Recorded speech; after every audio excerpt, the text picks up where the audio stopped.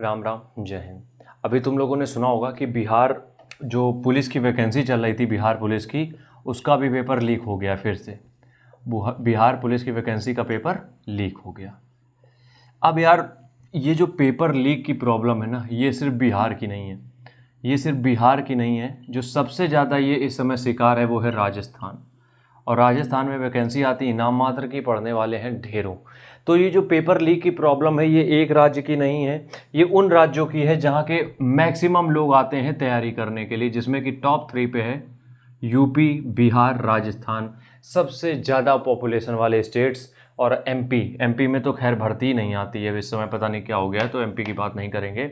Rajasthan, UP, Bihar, ये कुछ ऐसे स्टेट्स हैं जहाँ पे बैंड बजी पड़ी है। मतलब कि कोई भी आप वैकेंसी ले आओ, उसमें या तो मुन्ना भाई पकड़े जाएंगे, कोई चिप लगाते हुए पकड़ा जाएगा।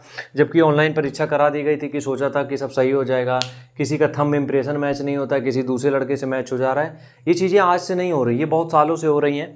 और यूपी में तो फिर भी बहुत थोड़ा बहुत कंट्रोल में आया, लेकिन जो राजस्थान है, और अगर हम बात करें बिहार की और हरियाणा की, इन सब स्टेट में तो ये चीज़ें कम हो ही नहीं रही हैं। अब देखो, इसके पीछे चीज़ें क्या हैं उसके बारे में थोड़ा सा हम बात करेंगे, और कुछ चीज़ें हम तुम्हें लोगों को और समझाते हैं, ध्यान से समझना जरा। देखो, पेपर लीक का मतलब क्या होता है कि पेपर लीक का मतलब यार ये होता है कि अगर एक पेपर लीक होता है तो इसका मतलब ये है कि आप किसी लड़के को जो है वो सुसाइडल अटेम्प्ट के लिए प्रेरित कर रहे हो। सीधा हम बोलते हैं, इसमें कोई दो राय नहीं है। क्योंकि पता है क्या होता है, जब भी पेपर लीक होता है, ठीक है, उनके लिए तो बढ़िया है जिनका नहीं अच्छा होता है, लेकिन जिनके लिए अच्छा पेपर होता है उनको उम्मीद होती है कि अब ये वैकेंसी के लिए, क्योंकि देखो, कोई भी एक अगर नॉर्मल सी वैकेंसी आती है, हम कह रहे हैं कांस्टेबल की भी वैकेंसी आती है, बंदा 2 साल तैयारी करता है, 2 साल तैयारी करता है, 2 साल। बहुत अच्छी किस्मत होगी तो 1 साल की तैयारी में लग गया तो बहुत बढ़िया है, वरना हमें जितना पता है 2 साल लगा देता है अपने। उसने 2 साल जिस तरीके से वैकेंसी में लगाए हैं, अब मान लो बिहार पुलिस की ही वैकेंसी देख लो, ठीक है, बिहार पुलिस या कहीं की भी वैकेंसी देख लो, 2 साल जिसने लगाए हैं, तैयारी करी वैकेंसी के लिए, और उस वैकेंसी का हाल क्या होता है कि वो वैकेंसी भी आती 3-3, 4-4 साल में। सरकारी नौकरी का प्रोसेस तो तुम लोगों को पता ही है, 4-4 साल में एक भर्ती आती है। तो उसमें अब उसको ये लगता है कि बस इसमें भर्ती वो वैकेंसी ले लेके हम अपना काम खत्म करते हैं, अपन साइड होते हैं। और जैसे ही वो तैयारी करने के लिए उतरता है, उसको पता चलता है कि पेपर लीक हो गया है, या फिर मुन्ना भाई पकड़े गए हैं, या फिर उनका हो गया है। कई जगह तो परीक्षा रद्द हो जाती है, लेकिन कई जगह प्रोसेस चलता रहता है, सिलेक्शन होते रहते हैं, क्योंकि उनको एक रिपोर्ट भी दिखानी होती है कि देखो हमने इतने सिलेक्शन दिए।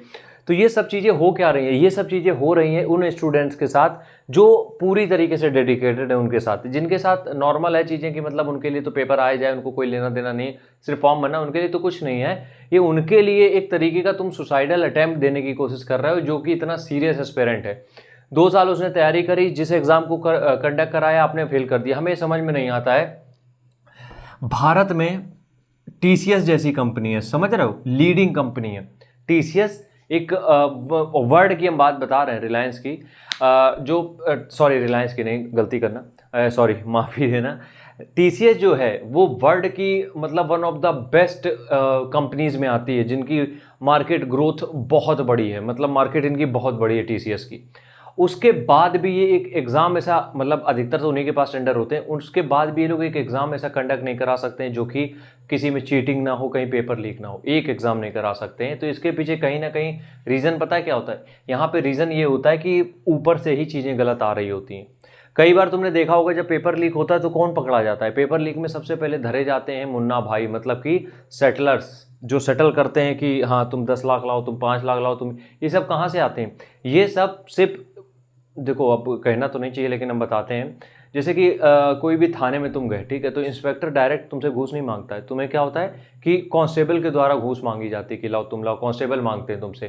ट्रैफिक इंस्पेक्टर नहीं आता है, रास्ते में जो डंडा मारते हैं उनके वर्दी में स्टार भी नहीं होते, तो क्या है, ये छुट भैये हैं, इनसे घूस मंगवाई जाती है या फिर पेपर सेटिंग कराई जाती है। लेकिन वो जो टॉप पे बैठे हैं, ये वहाँ से होता है सब प्रोसेस। कई बार तो ऐसे ऐसे लोग पकड़े गए जो आईएएस थे, पीसीएस थे, बहुत बड़ी पोस्ट में थे, उन्होंने ये तक किया है। प्रॉब्लम यहाँ पे कुछ नहीं है, प्रॉब्लम यहाँ पे मेंटेलिटी की है। आप बिल्कुल रोक नहीं सकते हो पेपर लीक होने से, कि कहीं ना कहीं किसी ना किसी प्रोसेस से होके ही पेपर आता है। यहाँ पे लोगों की मेंटेलिटी जब तक चेंज नहीं होगी, ये कभी बदलने वाला नहीं। क्यों? क्योंकि देखो होता क्या है, जब तक लोगों को इसकी तकलीफ समझ में नहीं आएगी कि पेपर लीक होने से होता क्या है, तब तक कुछ नहीं होना। या तो फिर जिस सिस्टम से होके ये आ रहा है, ये पेपर जिस सिस्टम से होके आ रहा है, ऊपर से वो जितने भी लोग उसमें इन्वॉल्व हैं सबको एक साथ रेस्टिगेट करना चाहिए, उनकी पोस्ट से एक साथ स्थगित करना चाहिए, और वो कार्रवाई जो कि एकदम ब्रूटल हो वो करनी चाहिए। राम राम।